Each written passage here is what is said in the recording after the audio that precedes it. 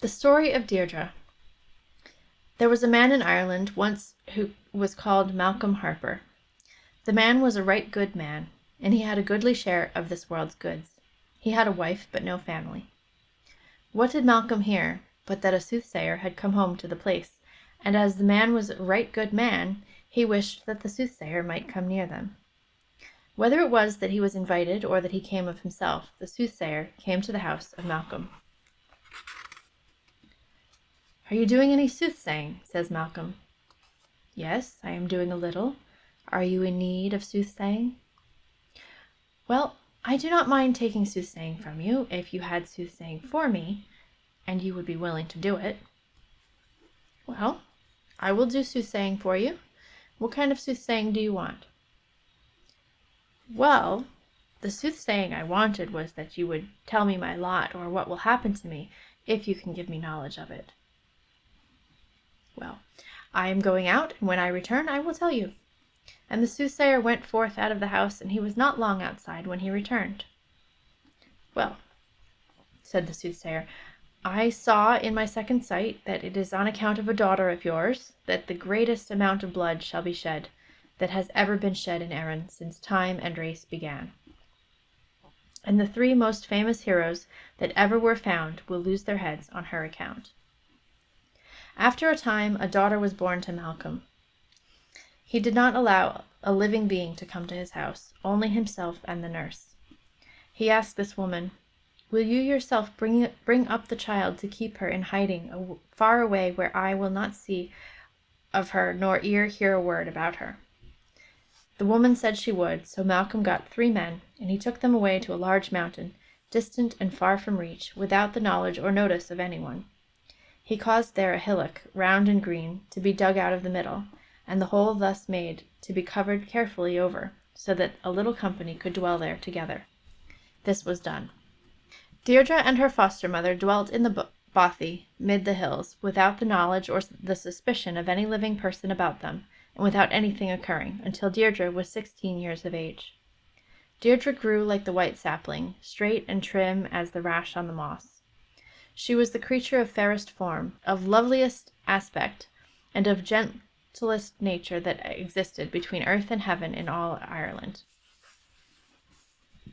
Whatever color of hue she had before, there was nobody that looked into her face but she would blush fiery red over it. The woman that had charge of her gave Deirdre every information and skill of which she herself had knowledge and skill. There was not a blade of grass growing from root, nor a bird singing in the wood, nor a star shining from heaven, but Deirdre had a name for it. But one thing she did not wish her to have either part or parley with any single living man the rest of the world. But on a gloomy winter night, with black scowling clouds, a hunter of game was wearily traveling the hills, and what happened but he missed the trail of the hunt, and lost his course and companions. A drowsiness came upon the man as he wearily wandered over the hills, and he lay down by the side of the beautiful green knoll in which Deirdre lived, and he slept. The man was faint from hunger and wandering, and benumbed with cold, and a deep sleep fell upon him. When he lay down beside the green hill where Deirdre was, a troubled dream came to the man, and he thought that he enjoyed the warmth of a fairy broch, the fairies being inside playing music. The hunter shouted out in his dream, if there was anyone in the broch, to let him in for the Holy One's sake. Deirdre heard the voice, and said to her foster-mother, "Oh, foster-mother, what cry is that?" "It is nothing at all, Deirdre, merely the birds of the air astray and seeking each other. But let them go past to the bosky glade. There is no shelter or house for them here." "Oh, foster-mother, the bird asked to get inside for the sake of the god of the elements, and you yourself tell me that anything that is asked in his name we ought to do. If you will not allow the bird that is being benumbed with cold and done to death with hunger to be let in, I do not think much of your language or your faith. But since I give credence to your language and to your faith which you taught me, I will myself let in the bird." And Deirdre arose and drew the bolt from the leaf of the door, and she let in the hunter. She placed a seat in the place for sitting, food in the place for eating, and drink in the place for drinking, for the man who came to the house. "Oh, for this life and raiment "You man that came in, keep restraint on your tongue," said the old woman.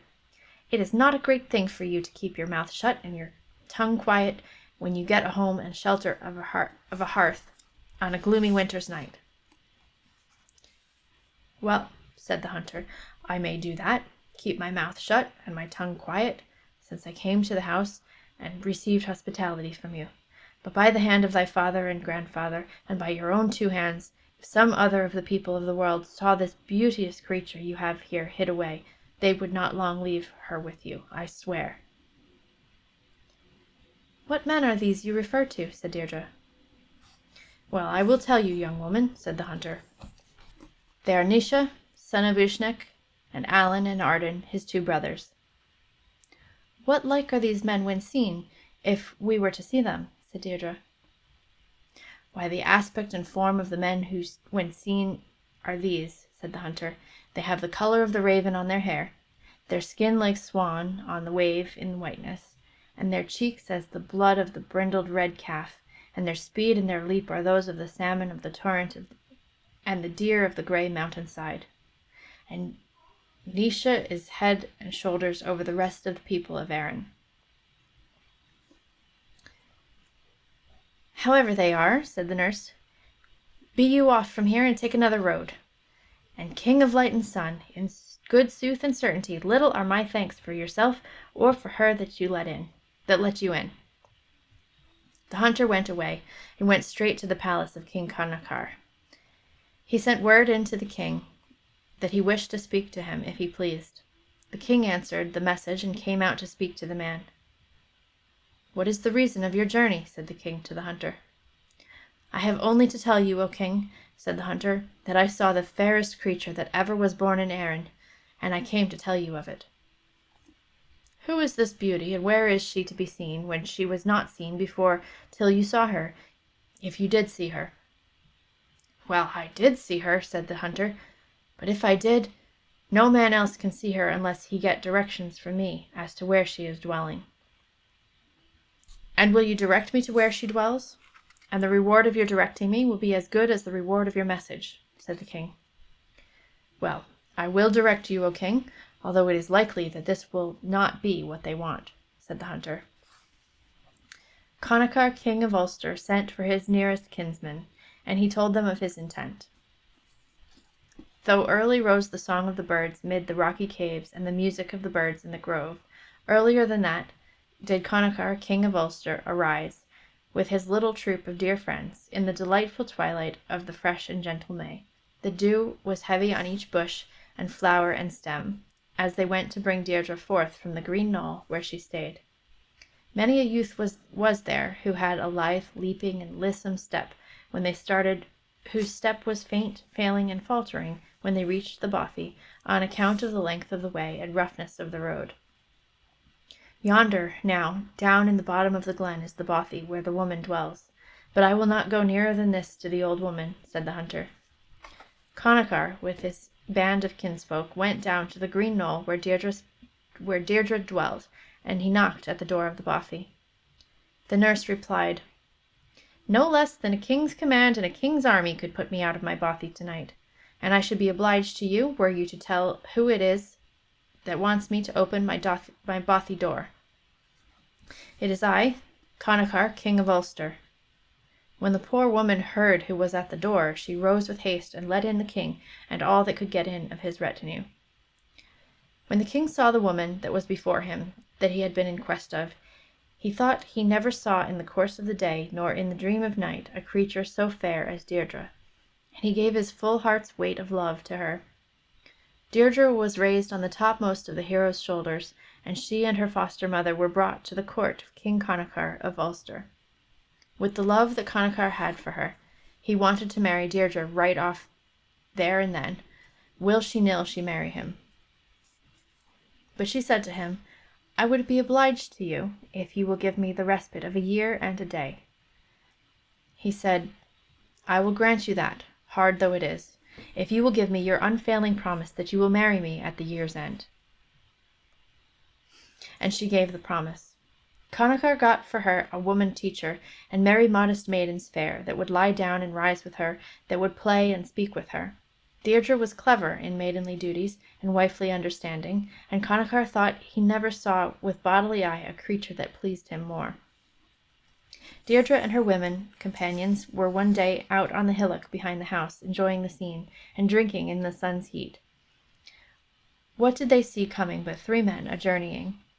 Deirdre was looking at the men that were coming, and wondering at them. When the men neared them, Deirdre remembered the language of the huntsman, and he said to herself that these were the 3 sons of Uisnech, and that this was Naoise, he having what was above the bend of the 2 shoulders above the men of Erin all. The 3 brothers went past without taking any notice of them, without even glancing at the young girls on the hillock. What happened but that love for Naoise struck the heart of Deirdre, so that she could not but follow after him. She girded up her raiment and went after the men that went past the base of the knoll, leaving her women attendants there. Allen and Arden had heard of the woman that Connachar, king of Ulster, had with him, and they thought that if Naoise, their brother, saw her, he would have her himself, more especially as she was not married to the king. They perceived the woman calling, and called on one another to hasten their step, as they had a long distance to travel, and the dusk of night was coming on. They did so. She cried, "Naoise, son of Uisnech, will you leave me?"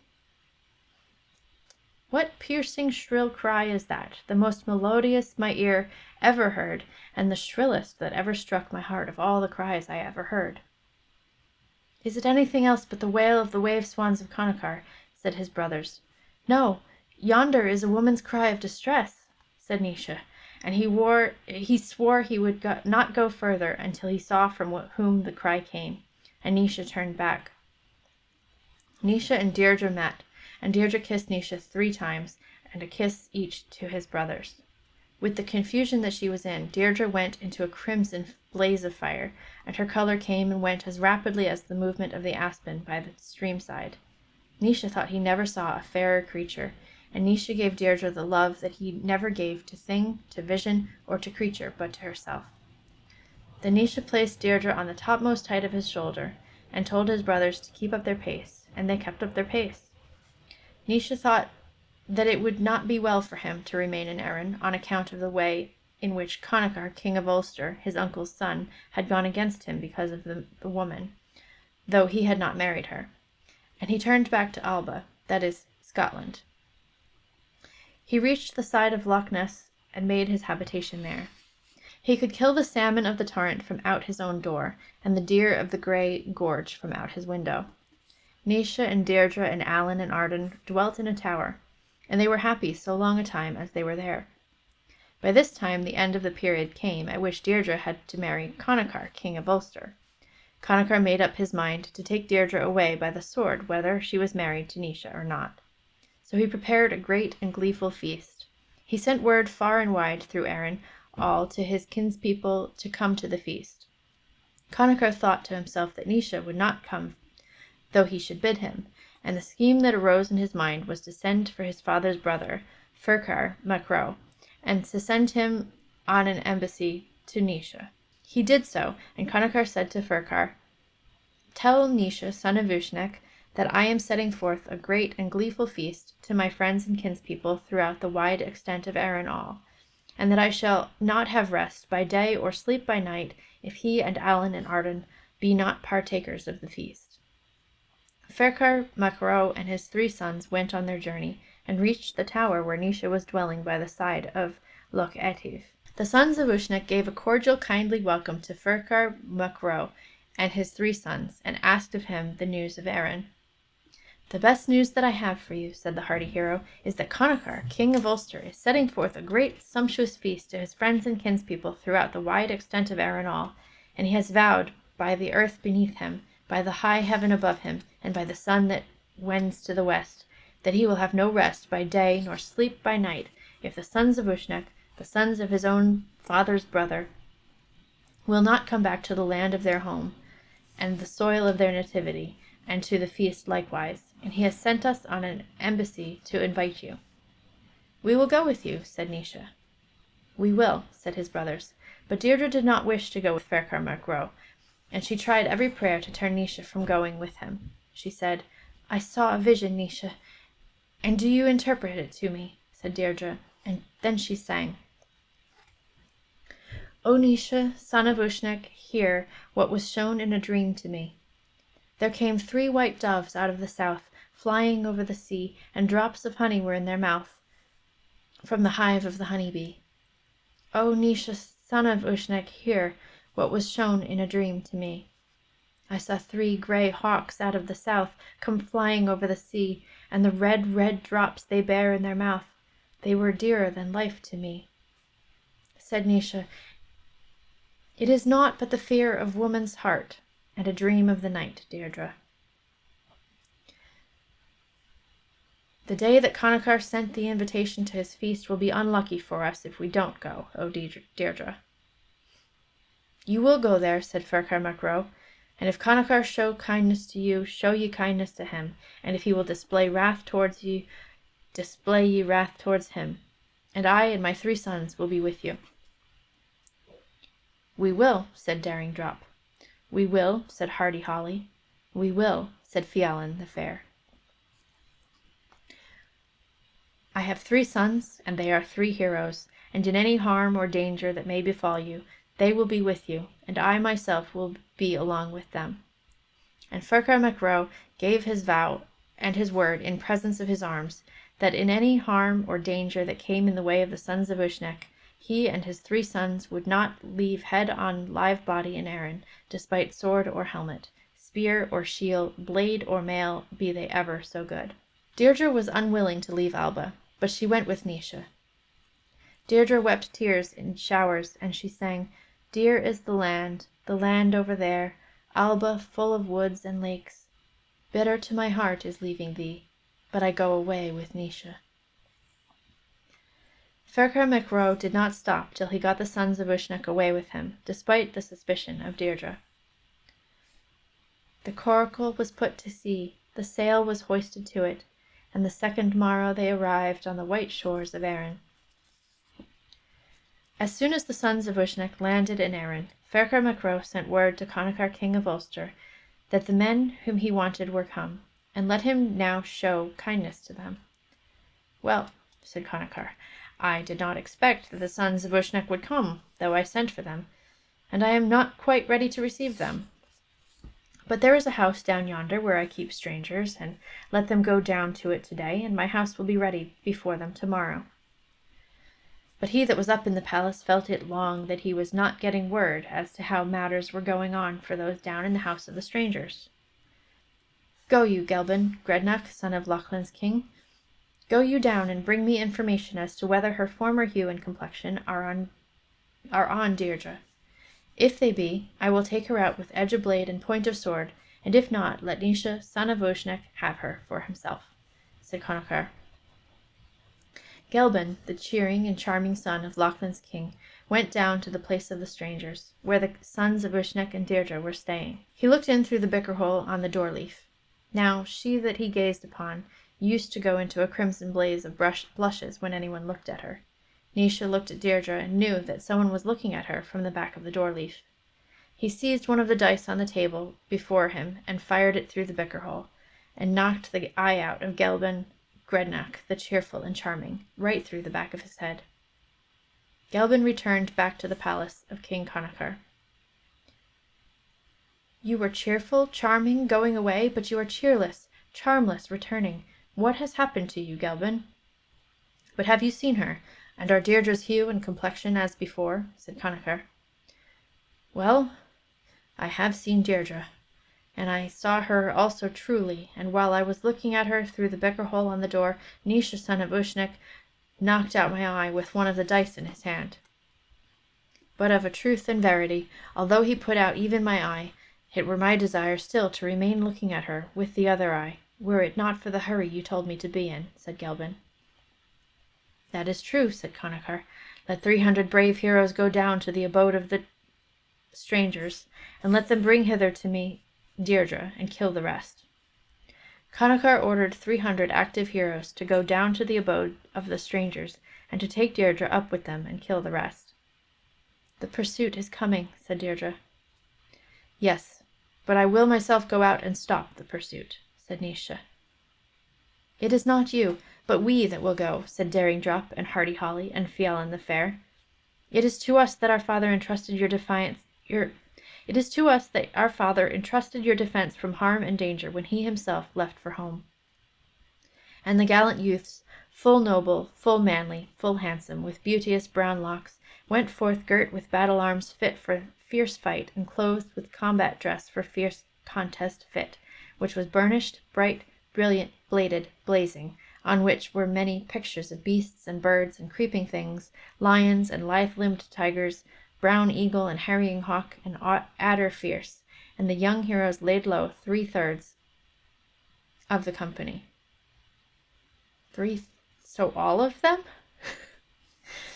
I'm going to stop there because, number one, the dice, I'm just picked, because I've been watching a lot of TTRPG content, I'm just picturing a D4, just pointy D4. But also that paragraph was such a tongue twister, but so like a pleasure to read.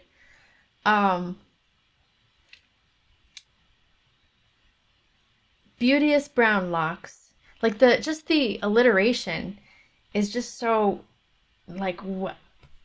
difficult but also enjoyable.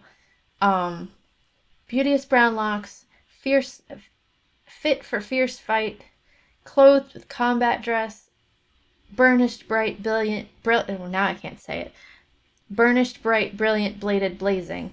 I don't know. It was so... I liked that. I liked the alliteration and just the way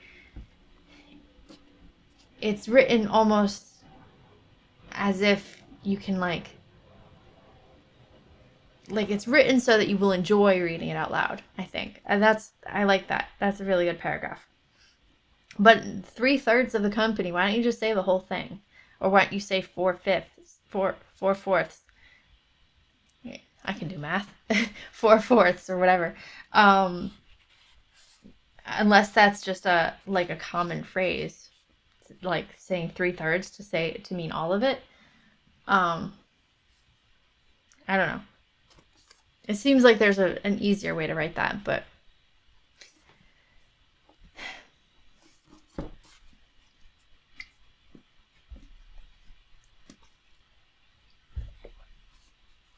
okay.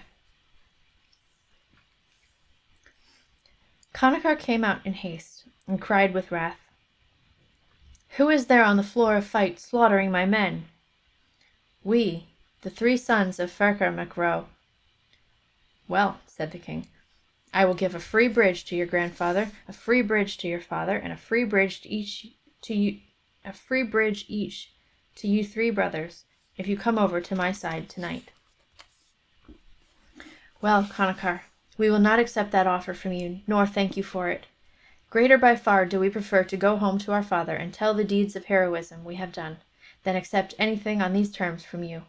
Naoise, son of Uisnech, and Allen and Arden are as nearly related to yourself as they are to us, though you are so keen to shed their blood, and you would shed our blood also, Connachar." And the noble, manly, handsome youths with beauteous brown locks returned inside. "We are now," said they, "going home to tell our father that you are now safe from the hands of the king." And the youths, all fresh and tall and lithe and beautiful, went home to their father to tell that the sons of Uisnech were safe. This happened at the parting of the day and night in the morning twilight time, and Naoise said they must go away, leave that house, and return to Alba. Naoise and Deirdre, Allen and Arden started to return to Alba. Word came to the king that the company he was in pursuit of were gone. The king then sent for Dwaanan Gacha Druid, the best magician he had, and he spoke to him as follows. "Much wealth have I expended on you, Dwaanan Gacha Druid, to give schooling and learning to magic mystery to you. If these people get away from me today without care, without consideration or regard for me, without chance of overtaking them, and without power to stop them." "Well, I will stop them," said the magician, "until the company you send in pursuit return." And the magician placed a wood before them, through which no man could go. but the sons of Ushnik marched through the wood without halt or hesitation, and Deirdre held on to Naois's hand. "What is the good of that? That will not do yet," said Connachar. "They are off without bending of their feet or stopping of their step, without heed or respect to me, and I am without power to keep up to them or opportunity to turn them back this night." "I will try another plan on them," said the Druid, and he placed before them a grey sea instead of a green plain. The three heroes stripped and tied their clothes behind their heads, and Naoise placed Deirdre on top of his shoulder. They stretched their sides to the stream, and the sea and land were to them the same, and rough grey ocean was the same as meadowland green and plain. "Though that be good, O Dwalin, it will not make the heroes return," said Connachar. "They are gone without regard for me, and without honour to me, and without power on my part to pursue them or to force them to return this night." "We shall try another method on them, since yon one did not stop them," said the Druid. And the Druid froze the grey-ridged sea into hard rocky knobs, the sharpness of sword being the one edge and the poison power of adders on the other. Then Arden cried that he was getting tired and nearly giving over. "Come you, Arden, and sit on my right shoulder," said Naoise. Arden came and sat on Naoise's shoulder. Arden was long in this posture when he died, but though he was dead, Naoise would not let him go. Alan then cried out that he was getting faint and nigh well giving up. When Naoise heard this prayer, he gave forth the piercing sigh of death and asked Alan to lay hold of him, and he would bring him to land. Alan was not long when the weakness of death came on him and his hold failed. Naoise looked around, and when he saw his two well-beloved brothers dead, he cared not whether he lived or died, and he gave forth the bitter sigh of death, and his heart burst. "They are gone," said Dwalin Gacha Druid to the king, "and I have done what you desired me. The sons of Ushnik are dead, and they will trouble you no more, and you have your wife hale and whole to yourself. Blessings for that upon you, and may the good results accrue to me, Dwalin. I count it no loss what I spent in the schooling and teaching of you. Now dry up the flood, and let me see if I can behold Deirdre," said Connachar. And Dwalin Gacha Druid dried up the flood from the plain, and the three sons of Ushnik were lying together dead, without breath of life, side by side on the green meadow plain, and Deirdre bending above, showering down her tears. Then Deirdre said this lament: "Fair one, loved one, flower of beauty, beloved upright and strong, beloved noble and modest warrior. Fair one, blue-eyed, beloved of thy wife, lovely to me at the trysting place came thy clear voice through the woods of Ireland. I cannot eat or smile henceforth. Break not today my heart, soon enough shall I lie within my grave. Strong are the waves of sorrow, but stronger is sorrow's self, Connachar." The people then gathered round the heroes' bodies, and asked Connachar what was to be done with the bodies. The order that he gave was that they should dig a pit and put the three brothers in it, side by side. Deirdre kept sitting on the brink of the grave, constantly asking the grave diggers to dig the pit wide and free. When the bodies of the brothers were put in the grave, Deirdre said, "Come over hither, Naoise, my love. Let Arden close to Alan lie. If the dead had any sense to feel, ye would have made a place for Deirdre." The men did as she told them. She jumped into the grave and lay down by Naoise, and she was dead by his side. The king ordered the body to be raised from out the grave and to be buried on the other side of the loch. It was done as the king bade, and the pit closed. Thereupon a fir shoot grew out of the grave of Deirdre, and a fir shoot from the grave of Naoise, and the two shoots united in a knot above the loch. The king ordered the shoots to be cut down, and this was done twice, until, at the third time, the wife whom the king had married caused him to stop this work of evil and his vengeance on the remains of the dead. Wow.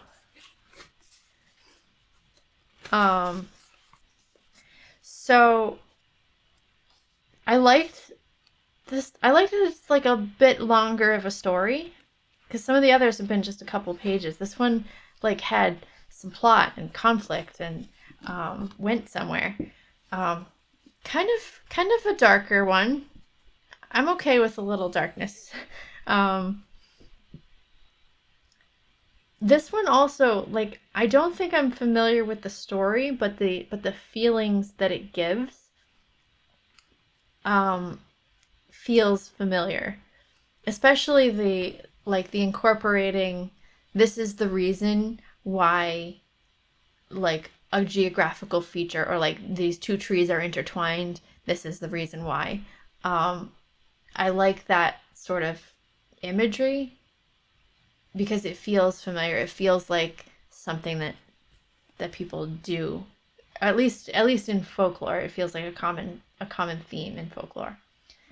um Yeah, I probably mispronounced all of those names except for Deirdre, because I used to know someone named Deirdre, so I knew that was like how you pronounce it. But like all the other names, are just maybe I should learn like the basics of like Gaelic pronunciation. That'd be interesting. Um, yeah, I'm having fun with this. I hope everybody else is. Um, This one also was interesting because a lot of this, like, it's a mix of prose and poetry. And a lot of like Deirdre's lines are written in couplets. Um, or not couplets. What's the one that's four? Like quad. I'm blanking, but lines of four. Um, quartet, not quartet. I don't know. It's got a poetry term. I used to know it once upon a time. Anyway, um, oh, also, I skipped past like all the pictures too. Let's go back. All right, so there's a picture here of, I'm assuming, Deirdre and the guy that comes to her door that she lets in at the very beginning. Um,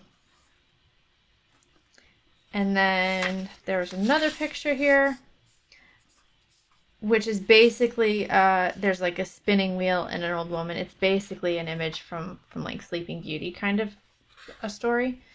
I guess I'll try and get the camera to focus on it. There we go. And then, what was the other one? There was another one.